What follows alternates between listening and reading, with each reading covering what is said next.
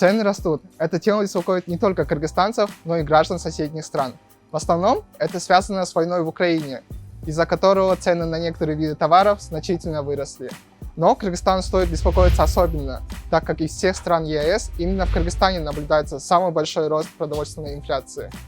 Почему поднимаются цены? Что еще будет дорожать? И как это отразится на нашей с вами жизни?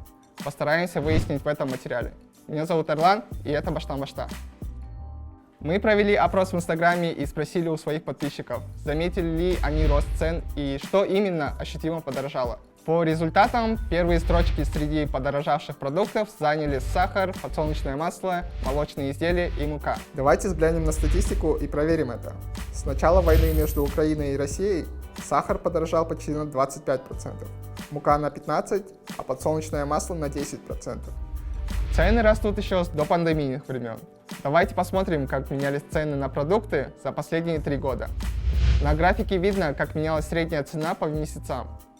Обратите внимание на пики роста цен. Первый был в апреле 2020 года, как раз в начале пандемии. Второй, самый большой скачок, приходится на осень того же года, в котором сказался плохой урожай и закрытие границ. Ну а скачок в марте 2022 года уже достиг пандемийный показатель, и по словам экспертов, он его превысит. По данным Нацстаткома, в среднем все цены на социально значимые продукты за последние 3 года выросли на 47%. В этот список входят хлеб, овощи, крупы, яйца, мука, мясо, а также другие продукты. За это время больше всего в цене подорожала картошка, почти на 166%. Подсолнечное масло и пшеница выросли на 90% и 80% соответственно. Почему же растут цены? Кыргызстан сильно зависит от импорта, а Россия является крупнейшим поставщиком сахара, муки и подсолнечного масла. Это как раз те самые подорожавшие продукты. В марте 2022 года Россия запрещает экспорт зерновых культур и сахара. На фоне этого люди массово начали скупать товары, а продавцы из-за большого спроса начали поднимать цены.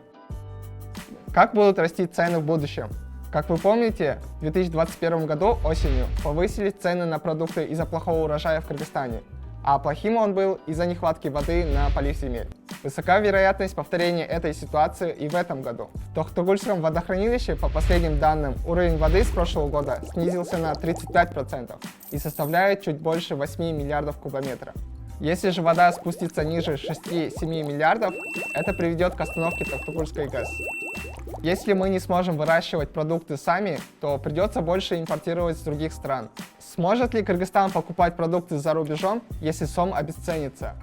Почему сом падает и продолжит ли он падать дальше? То есть две причины: плюс девальвация рубля и плюс безработица. И это вызовет всю девальвацию сома, потому что наш сом, курс поддерживает приток валюты из-за границы, то есть в основном вот из-за России. Чем меньше валюты, тем слабее сом. Сейчас сом держится, потому что у нас есть резервы Нацбанка, там 2,5-3 миллиарда долларов, но бесконечно Нацбанк не сможет удерживать курс, потому что каждый месяц будет приходить меньше валюты, и давление на сом будет увеличиваться, из месяца в месяц. Чем выше давление, периодически Нацбанк, возможно, будет спускать курс.